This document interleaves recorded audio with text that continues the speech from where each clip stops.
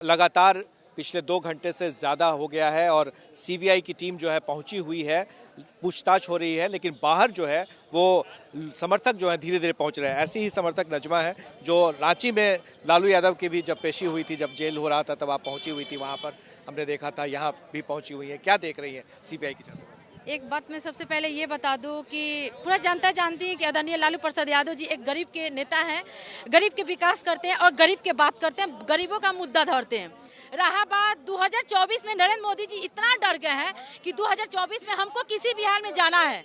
तो एक बात, सीबीआई जो नरेंद्र मोदी जी है उनके 3 तोता, सीबीआई, इनकम टैक्स और ईडी, जब कमजोर पड़ते हैं तो इन तीनों तोता को आगे करते हैं।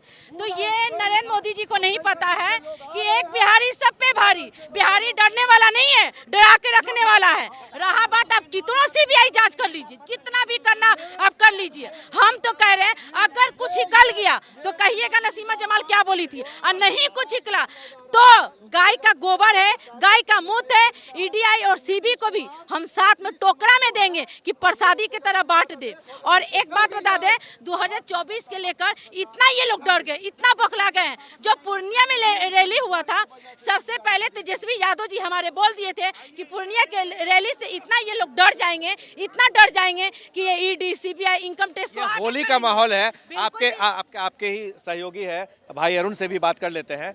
ये आपने तस्वीर लगा रखी लालू यादव की, इसका क्या असर पड़ेगा? इसका असर यही है कि जब जब सीबीआई डरती है और सीबीआई जब मोदी डरती है, सीबीआई को आगे करती है, और वो आज 2024 के चुनाव को लेकर के वह डर गई है और ये सीबीआई को फिर भेज दिया। कभी दिल्ली भेजता है, कभी बंगलौर भेजता है, कभी मुंबई भेजता है।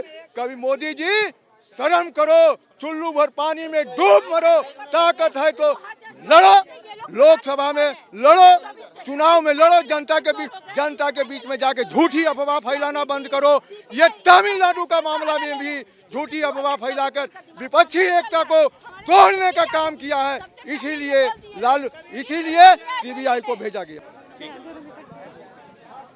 ये अंदर से भी बाहर आई थी और हमने इनसे बात करने की कोशिश की, लेकिन ये अभी कुछ बोलने से बचना चाह रही हैं कि आखिर क्या हो रहा है अंदर में, और इन्वेस्टिगेशन में जो टीम पहुंची हुई है वो क्या है, कैसे इस चीज़ को देख रही है, ये देखना दिलचस्प है। क्योंकि कुछ लोग जो हैं वो अंदर से बाहर निकल रहे हैं लेकिन कुछ कहना नहीं चाह रहे हैं। दूसरी तरफ वकील की टीम भी है, वो भी अंदर पहुंची हुई है और उनसे वो भी लगातार जो पूछताछ हो रहा है उनसे किस तरीके से पूछताछ हो रही है, क्या क्या वो सवाल हैं जिसका जवाब वो देना चाहती हैं, जिसका जवाब उनको मालूम है, जिसका जवाब उनको नहीं पता है, वो सारी चीज़ें होंगी और अंत में लिखित तौर पे लिपिबद्ध किया जाएगा। उसके बाद ही ये पता चल पाएगा कि सीबीआई की लंबी पूछताछ में क्या क्या सामने निकल के आया, सीबीआई के पास वो कौन से सबूत थे जिस आधार पर राबड़ी देवी से ज़मीन के बदले नौकरी के मामले में उनसे पूछताछ की गई थी। वो सारी जानकारियां हासिल करने के बाद ही पता चल पाएगा कि सीबीआई के हाथ क्या नया लगा है या फिर वही जो पुरानी बात है वही उनके पास सामने है, जिससे आमना सामना कराया गया है। देखिए कुछ लोग और पहुंच रहे हैं, हम कोशिश करते हैं उनसे बात करने की। कि एजिया यादव है, एजिया यादव है, इनसे आपको क्या पता चला है कि क्या जानकारी मिली? देखिए, see, first of all, this case was already going on until 2021. Why did CBI close this case? Just because there was no evidence to prove the allegation. जब 2021 में कोई एलिगेशन प्रूव नहीं कर पाती है, सीबीआई केस क्लोज कर देती है। फिर आखिर क्या बात होती है कि अभी वो केस को ओपन कर रही है?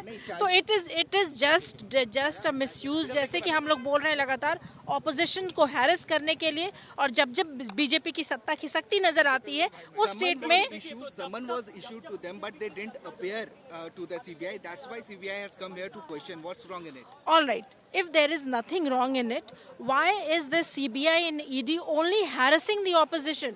ऐसा क्यों हो रहा है कि सिर्फ ऑपोजिशन को हैरेस किया जा रहा है? क्या नीरव मोदी इस देश में नहीं है? अदानी इस देश के सिटीजन नहीं है? स्कॉट फ्री घूम रहे हैं? सब कुछ होता है वो लोग के साथ, वो लोग घोटाले करते हैं, गायब हो जाते हैं, कुछ खबर नहीं ली जाती। बीबीसी के साथ क्या हुआ, क्यों इस तरह से किया गया वहाँ पे? एजिया जी ये बताइए कि होली का समय है, होली का समय है, होली में पूरा बिहार जो है, पूरा देश रहता है इसमें, ऐसे में राबड़ी देवी के आवास पर सीबीआई की टीम पहुंचती है, इसको किस रूप में आप लेते हैं?